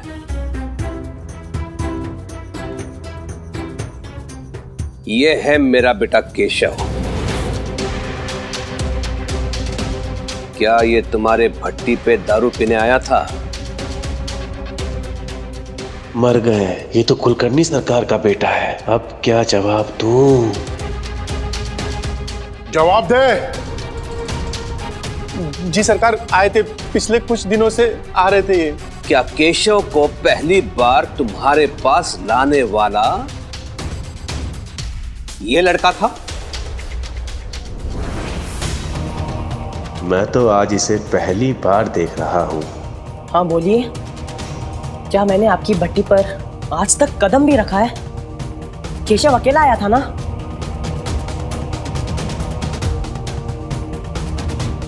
हे भगवान, केशव तो उनको झूठ बोलने के लिए इशारा कर रहा है। हमारा एक बेटा है, वो काम की वजह से हमसे दूर शहर में रहता है। मिलने तो आता ही रहता होगा। आता है, साल में सिर्फ एक ही बार, और वो भी कुछ दिनों के लिए। वो शहर में जाकर बदल गया है साई, वहां की हवा लग गई उसे। हम उससे कहते हैं कि यहाँ आकर काम कर ले, तो कहता है अगर वापस बुलाना था तो फिर भेजा ही क्यों? और जब हम उससे कहते हैं कि अगर तू नहीं आ सकता तो हमें ही वहां शहर वाले घर में रख ले, तो बोलता है घर छोटा है, जगह नहीं है। अरे अरे इसी एक कमरे की झोपड़ी में वो बड़ा हुआ है। जब वो छोटा था ना, तो रात को सो नहीं पाता था, क्योंकि मुझे जोर जोर से खर्राटे आते थे।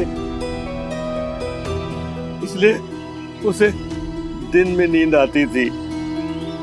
पढ़ाई में थकान होती थी, तब मैं कमरे के बाहर सोने लगा।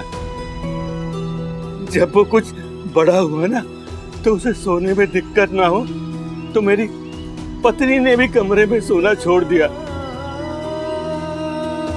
और अब कहता है कि शहर वाले घर में हमारे लिए जगह नहीं है, जगह नहीं हमारे लिए।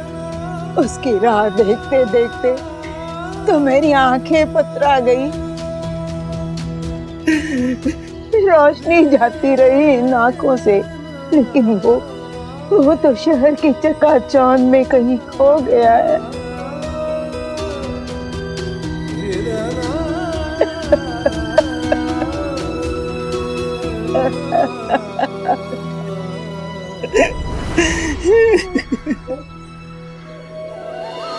अरे, अपना दुखड़ा सुनाने के चक्कर में मुझे ध्यान ही नहीं रहा। आज मेरे घर में मेहमान आए हैं, उन्हें कुछ जलपान करवाऊं। अरे इसकी कोई जरूरत नहीं है, आप परेशान मत हो। मेहमान तो भगवान होते हैं, और भगवान की सेवा में कैसी परेशानी। मैं अभी आई।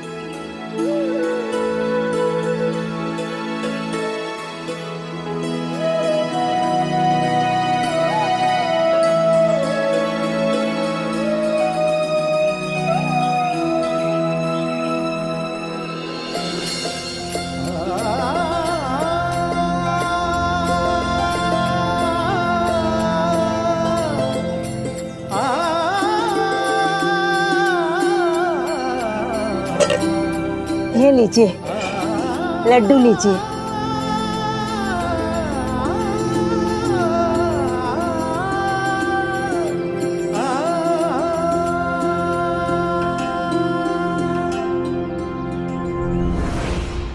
ऐसा लगता है जैसे केशव ने इस लड़के पर इल्जाम लगाया है। अगर मुझे यहाँ से हड्डी पसली तुड़वाए बिना सही सलामत जाना है, तो मुझे वही कहना चाहिए जो सरकार कह रहे हैं।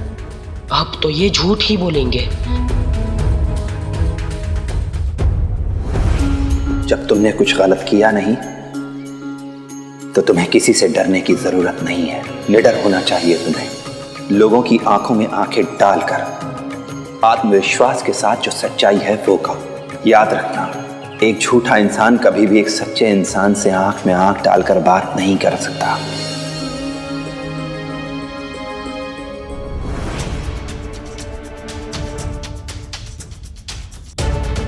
बोलिए ना, खामोश क्यों है? सरकार को जवाब दीजिए। क्या मैं लाया था केशव को आपके पास?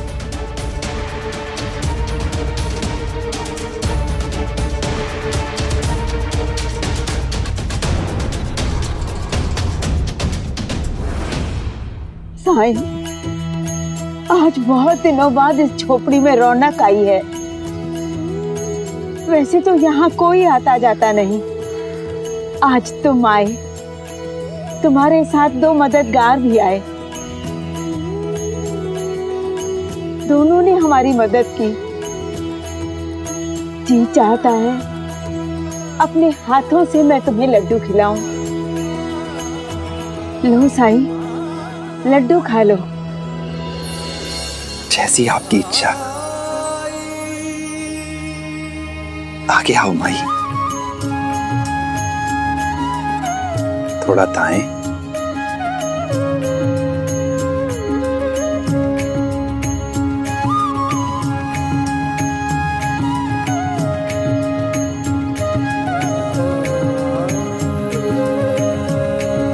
थोड़ा सा बाएं।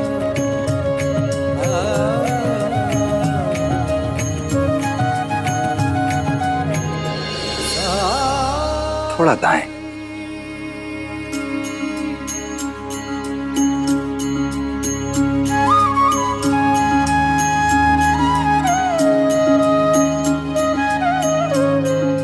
बाएं। थोड़ा सा दाएं।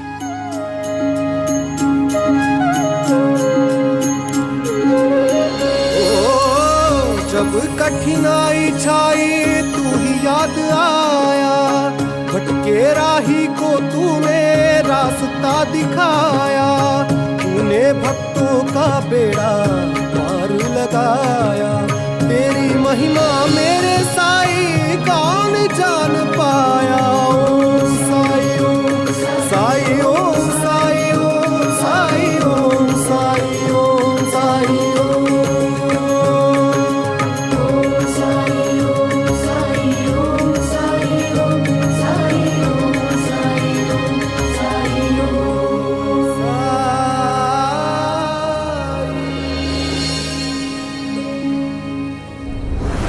बोलिए ना, खामोश क्यों है?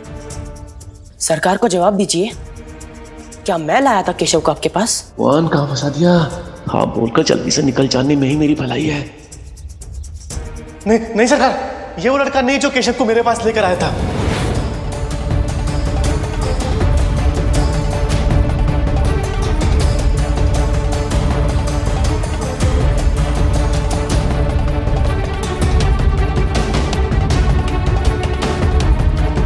ये क्या हुआ मेरे साथ?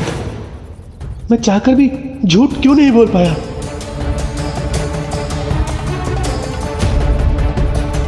सोच समझ के जवाब देना। झूठ का ऐसा दंड मिलेगा आजीवन भूल नहीं पाएगा। तो तात्या ही था ना जो केशव को तुम्हारे पास पहली बार लेके आया था? सच बताओ।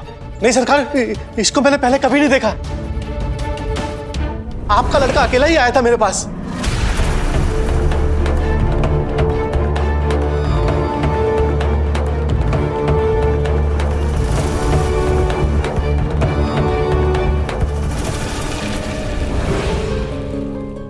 सुन लिया ना सरकार, मैंने कहा था ना। अब विश्वास हुआ? पिताजी ये झूठ बोल रहा है। इसमें जरूर तात्या की कोई चाल है, क्योंकि तात्या को तो कल शाम ही पता चल गया था कि आपको मेरी शराब की आदत के बारे में खबर मिल गई है। तात्या ने इसको रिश्वत खिलाई होगी ताकि ये यहां आकर झूठ बोले। केशव की बात सही है। तात्या के पास पर्याप्त समय था योजना बनाने के लिए। अब सत्य ज्ञात करने का एक ही विकल्प है। अंता, कुलकर्णी सरकार के सामने झूठ बोलता है? कुलकर्णी सरकार के सामने झूठ बोलता है?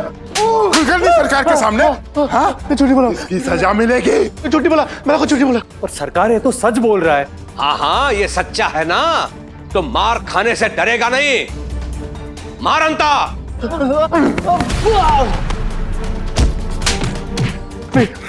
झूठी बोला। झूठ बोलता है, झूठ बोलता है, झूठ बोलता है, झूठ बोलता है, झूठ बोलता है। झूठ बोलता है? हाँ? कुलकर्णी सरकार से झूठ बोलता है?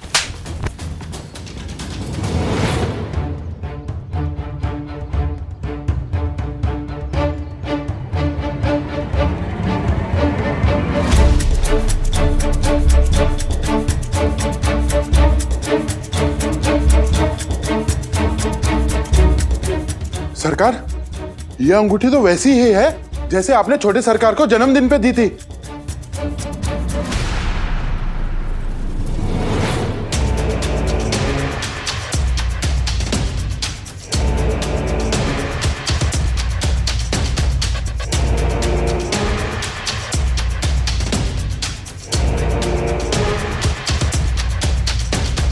हाथ दिखा।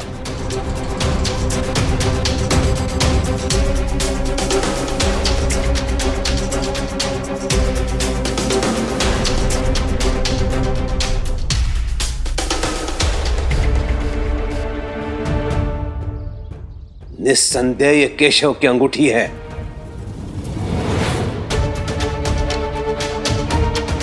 सरकार, ये चोर है, इसकी गवाही झूठी मानी जाएगी। चोरी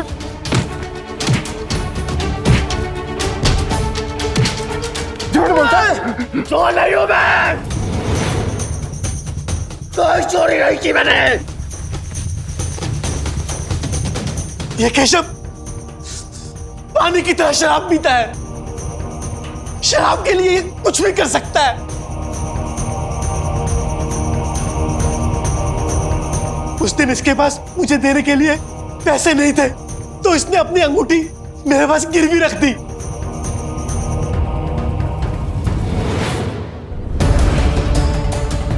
ये लो, सोने की है, लेकिन याद रहे कि इसे बेच नहीं रहा हूं, गिरवी रखवा रहा हूं। पैसे देने के बाद इसे वापस ले जाऊंगा। और अगर अब भी आप लोगों को मेरी बात तो विश्वास नहीं हो, तो मैं कुछ नहीं कर सकता। चाहे मार मार कर मेरी जान ले लीजिए, लेकिन सच यही है।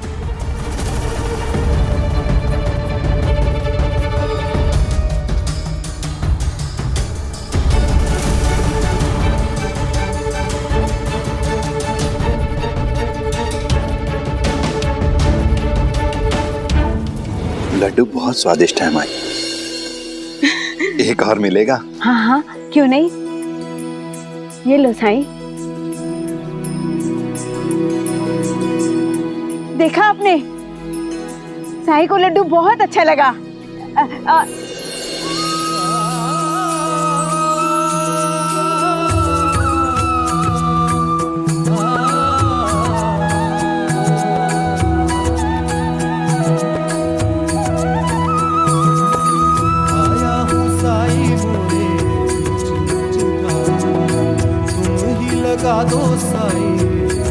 मुझे दिख रहा है, मैं देख पा रही हूँ तुमको साफ साफ। सुना आपने, सुना आपने? मैं आपको भी देख सकती हूँ, मैं इसको भी देख सकती हूँ, और इसको भी देख सकती हूँ, और मैं साईं को भी देख सकती हूँ। साईं,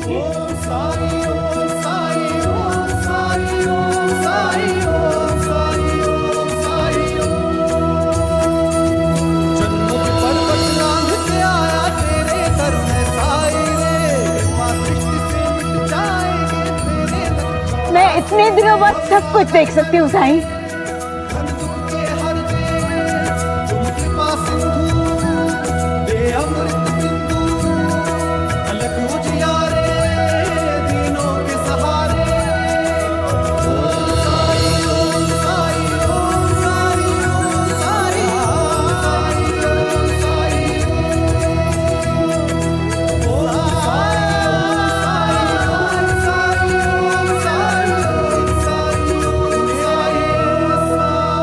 मेरे लिए तुमने इतना कुछ किया साईं, और इन दोनों ने भी। माई, माई मैं कौन होता हूं मदद करने वाला? करने वाला तो वो मालिक है। आज तक आप अपने बेटे का इंतजार करती रही, पर आज आपने देखा कि किसी की मदद करने के लिए बेटा होने की, खून का रिश्ता होने की कोई जरूरत नहीं है। जो सही वक्त पर आपकी मदद कर दे एक बेटे की तरह, वो उस वक्त के लिए आपकी संतान ही तो होता है। और अगर आप मदद लेना चाहते हैं तो इस शिरडी में बहुत से बेटे बेटी ऐसे हैं जिन्हें आपकी मदद करके बहुत खुशी मिलेगी, बहुत संतोष मिलेगा।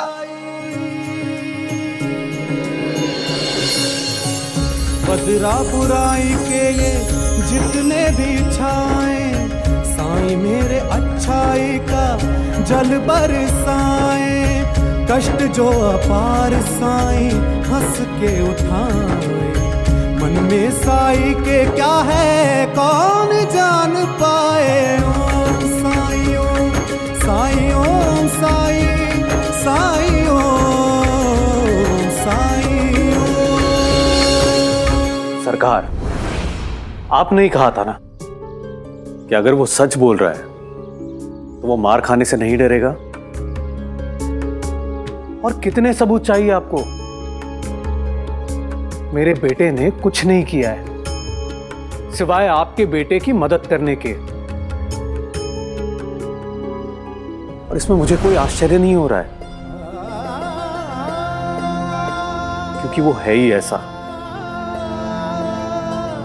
उसकी आई और मैंने उसे बहुत अच्छे संस्कार दिए हैं। चाहे कितनी भी कठिनाइयां आए, अपने संस्कार नहीं भूलता। चाहे कोई भी परिस्थिति हो, वो अपने उसूलों पर चलता है। सरकार, हर पिता चाहता है कि उसकी संतान उसी की तरह हो, और तात्या है भी मेरी तरह। बस उसमें आई की अच्छाइयां कुछ ज्यादा है। जब जब मैं इसे देखता हूं ना, तब मुझे गर्व और अभिमान नहीं होता। भगवान के सामने मेरा शीश विनम्रता से झुक जाता है। मैं कृतज्ञता पूर्ण हो जाता हूं। ऐसा लगता है जैसे पता नहीं कौन से जन्म में मैंने इतने पुण्य किए हैं, जो ऐसे पुत्र का पिता बनने का सौभाग्य मुझे मिला है। सरकार, आपके सामने मेरी कोई हैसियत नहीं। मेरे पास जो कुछ भी है वो सिर्फ और सिर्फ मेरी इज्जत है। आइंदा से हम पर दोष लगाने से पहले, हम पर लांछन लगाने से पहले अपने गिरेबान में जरूर झांक कर देखिएगा।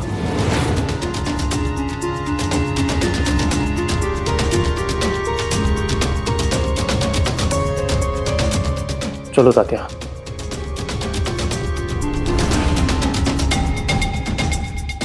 तू यहाँ क्यों खड़ा है? चल भाग यहाँ से।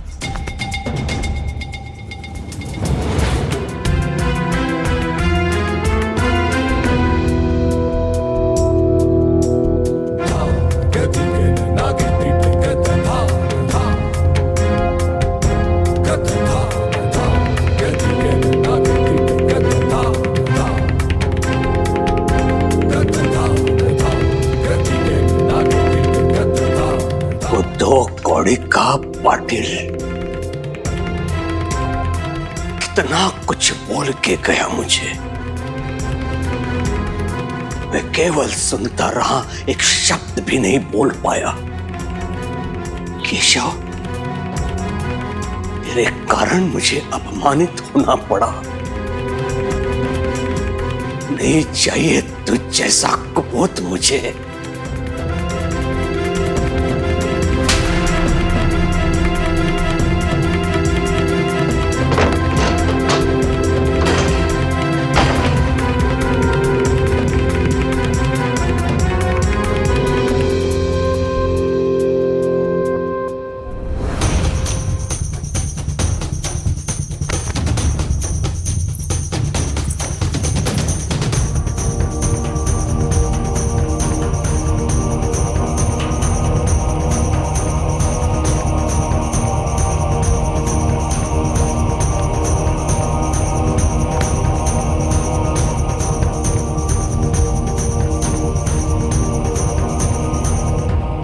निकल जा मेरे वाड़े से। अभी इसी क्षण। आज से तेरा इस वाड़े से और यहां के लोगों से कोई संबंध नहीं। निकल जा।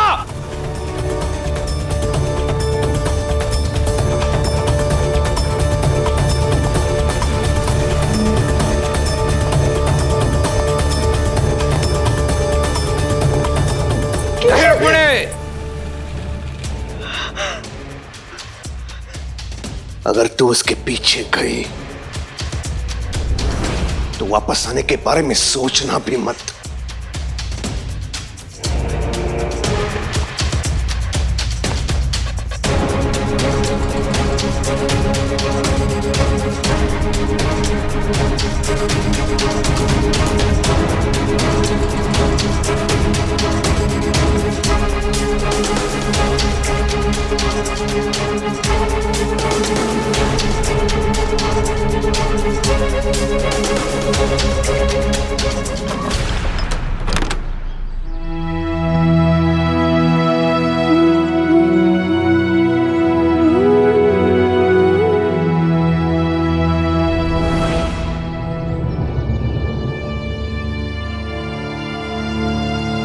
मुझे कुछ काम आ गया है याद। मैं आता हूं अभी।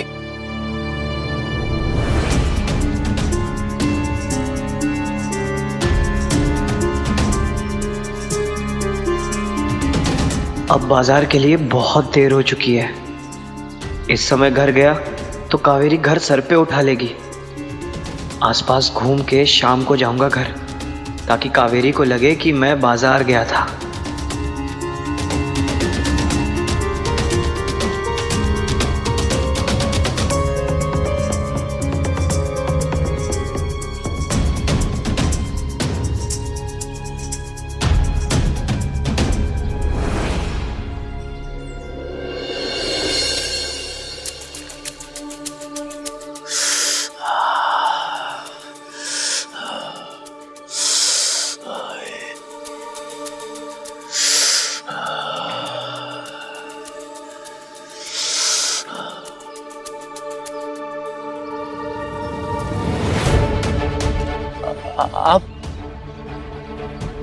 आप यहाँ क्यों आए साहब?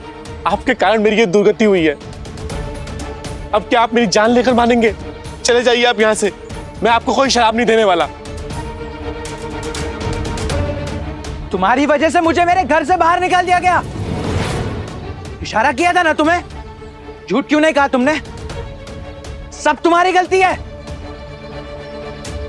इसलिए मैं अब रहूंगा भी यहीं और पीऊंगा भी। मुझे माफ कर दो साहब। क्यों मेरे पीछे हाथ धोकर पड़े हुए हो? मैंने क्या बिगाड़ा है आपका? यहां से कहीं नहीं जाने वाला हूं मैं। मुझे घर से निकाल दिया गया है तो यह मत समझ लेना कि यहां पर मुफ्त में खाना खाने और शराब पीने आया हूं मैं। तुम्हारे खाने और शराब के बदले में काम करूंगा मैं। वाह जी वाह, मानना मान, मैं तेरा मेहमान। मुझे नहीं रखना आपको काम पे। चले जाइए आप यहाँ से। नहीं गया तो क्या कर लोगे? हाँ, जबरदस्ती निकालोगे? मारोगे मुझे? याद रखना, मैं कुलकर्णी सरकार का बेटा हूं और उन्होंने मुझे सिर्फ घर से बाहर निकाला है, रिश्ता नहीं तोड़ा है। अगर उन्हें पता चला कि उनके बेटे को तुमने हाथ भी लगाया है तो सोच लो क्या हाल होगा तुम्हारा।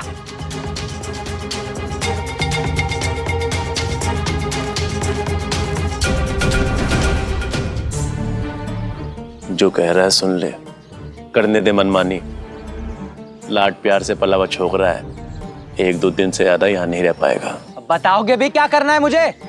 हाँ हाँ, चलिए चलिए, बताता हूँ।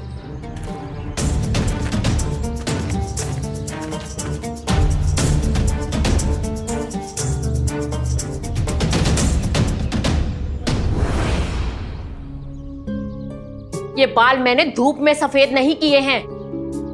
मैंने तुम्हें कहा था ना, वही हुआ ना। चाहे कुछ भी कर लो, कुलकर्णी सरकार दोष तुम्हें ही देंगे। अरे उनके बेटे की मदद ही नहीं करनी चाहिए थी। और तात्या, तू आज के बाद उस लड़के से मिलने की कोशिश भी नहीं करेगा, समझा? अज्जी, किसी के डर के कारण हम लोगों की मदद करना तो नहीं छोड़ सकते ना। भाई, तात्या सही तो कह रहा है। और फिर हम अपना स्वभाव क्यों बदले? साई सही कहते हैं, सच्चाई की हमेशा जीत होती है, और हुई भी। और अंत में उन्हें भी तो पता चल गया कि सच क्या है। हर बार किस्मत साथ नहीं देती है बेटा। अगर हमें पता है कि आग में हाथ डालेंगे तो हाथ जल जाएगा, तो हमें उससे दूर रहने भी भलाई है।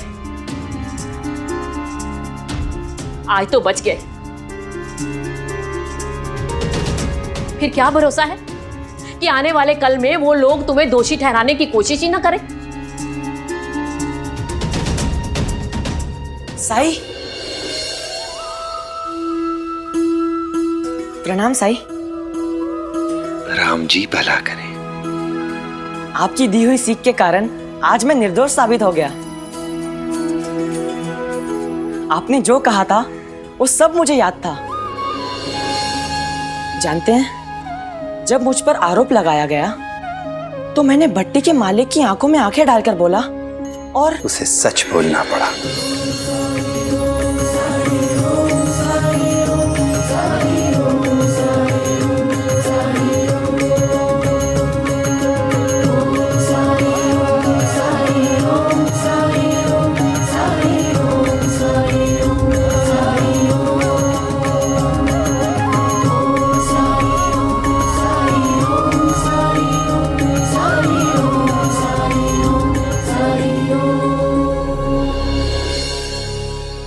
वो आप ही का चमत्कार था ना साई? अब मैं समझ गया। मुझे अपने अंदर आपकी उपस्थिति, आपकी मौजूदगी महसूस हुई थी। अजी, आप कह रही थी ना कि हर बार किस्मत साथ नहीं देती। सच कहूं, मुझे किस्मत के साथ की कोई जरूरत नहीं है, क्योंकि मेरे साथ मेरा सच है और मेरे साईं। और जिसके साथ साई है उसे किस बात की फिक्र?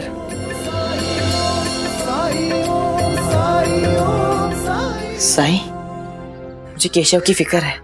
केशव के लिए तुम्हें अधिक फिक्र करने की जरूरत नहीं है तात्या, क्योंकि वो अपने आत्मबोध के बहुत करीब पहुंच चुका है।